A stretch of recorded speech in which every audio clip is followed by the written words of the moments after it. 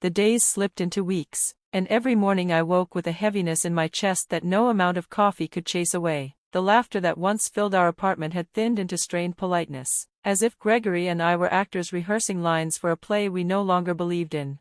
At work, manuscripts piled high on my desk, but even my beloved stories began to blur. Words that once transported me to other worlds now felt hollow. I edited mechanically, my mind circling back to the same relentless thoughts. Is this marriage already crumbling, or am I just too weak to bear the weight?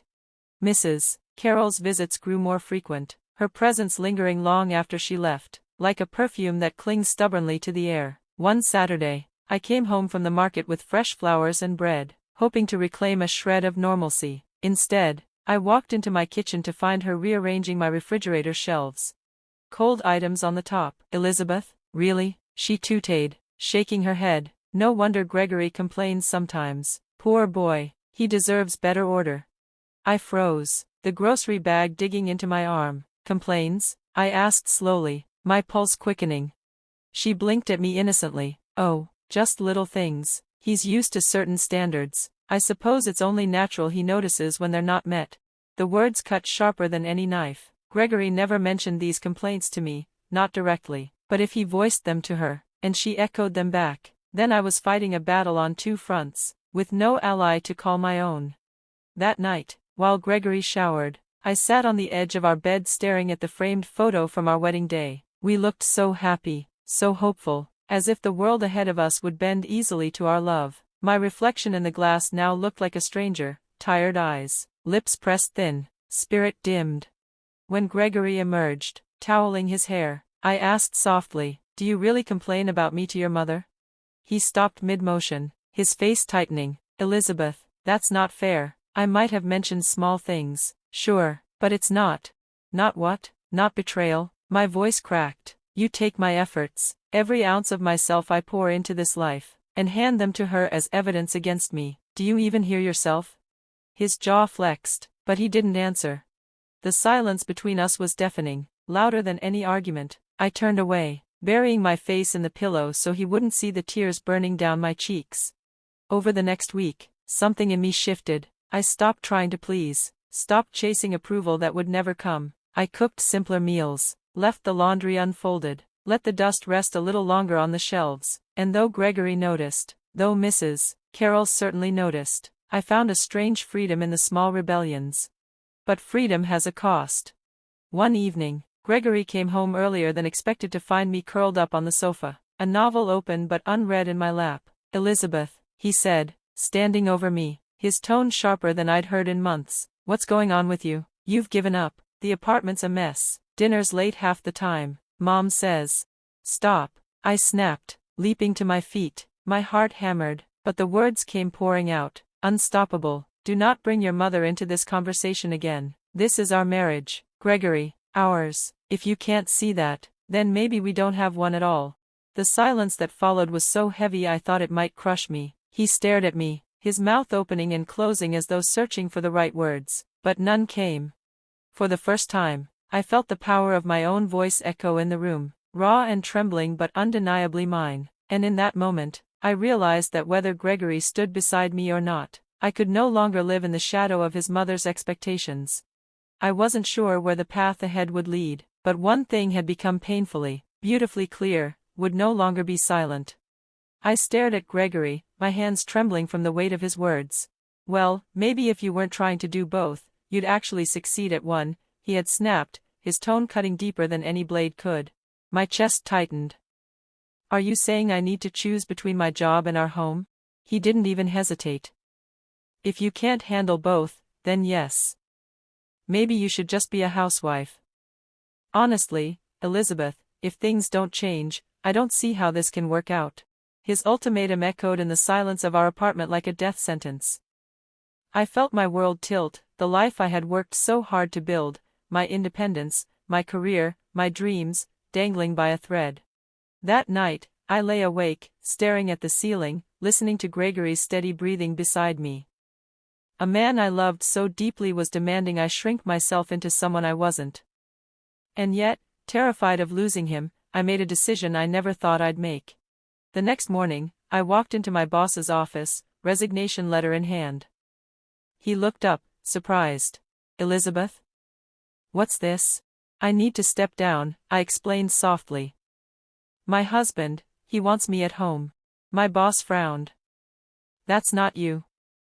You've poured your heart into this job.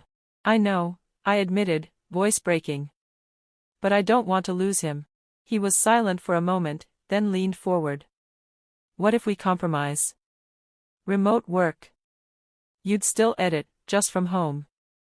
Think of it as a lifeline. Relief and dread warred inside me. I nodded, accepting. I couldn't walk away from everything I loved, not completely. But when I got home, I lied. I quit, Gregory, I said, forcing a smile. His face lit up with childlike joy. That's great, Elizabeth.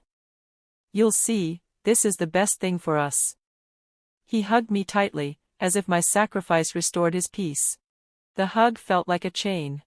By day, I played the dutiful housewife, cooking, cleaning, putting everything in its place. But the moment Gregory left for work, my laptop opened, manuscripts filled my screen, and I was back to the world I loved. The money I earned, I funneled into a private account, a secret safety net. Something deep down told me I might need it. But living on only Gregory's income, as he insisted, strained us more than he realized. After just 2 months, the tension broke. We're running low on everything, I said one evening, carefully broaching the topic. Maybe we need to adjust our budget. Gregory's eyes narrowed. You're just not managing money right. You need to cut back on spending. I blinked in shock. I haven't bought anything for myself in months. I budget every penny. The next morning, as if summoned, Mrs. Carroll appeared, her presence heavy with judgment. Gregory says you're struggling. I'll teach you how to shop properly, she declared, sweeping into the kitchen like a general preparing for battle. What followed was suffocating. She marched me through stores, pointing out the cheapest products, her eyes sharp. Buy these. No need for fancy brands, she barked, tossing discount items into my cart. She even showed me how to dilute dish soap to make it last, her voice dripping with condescension. At home, she sifted through my receipts, scrutinizing every bus ticket, every small purchase. Why this? Why spend money on unnecessary trips? It wasn't just frugality, it was control. And I felt like I was shrinking more each day. Finally, I broke. I locked myself in the bedroom and called my mom, tears streaking my face. Mom, it feels like I'm living in the Great Depression. She watches everything I do. I can't breathe. That's not normal, Elizabeth, my mom said firmly. Gregory is supposed to be your partner, not your warden. And his mother should have no place in your marriage. But my relief was short-lived. The door burst open, and Gregory stormed in, fury blazing in his eyes. He yanked the phone from my hand and hung up. A wife doesn't complain about her husband and his mother like a traitor, he spat. Gregory, I was just talking to my mom, I needed someone to lean on. I pleaded. His face hardened. You're weak. Maybe Mom was right about you. That night he stormed out, slamming the door. When he returned, the smell of alcohol clung to him like a second skin. His words slurred but cruel. I should have listened to my mom. She told me not to marry someone like you. I stood, my anger trembling in my hands. Stop hiding behind her, Gregory. You're a grown man. This is our marriage, not hers. He lunged closer, his voice booming. If you're so unhappy, then get out. It's 2 a.m. I cried. It's not safe. I don't care. Get out, he roared, snatching my wallet from the counter. This is my money. You have no right to it. Fear prickled my skin, but then I remembered my hidden account. I grabbed my phone, called a taxi, and walked out without looking back, Gregory's shouts fading as the door shut behind me. That night, I checked into a hotel, a sanctuary where silence replaced his anger. The next morning, I met with a lawyer, Mr. Jonathan, who listened patiently and assured me, "We'll get you out of this, Elizabeth. You have more strength than you realize."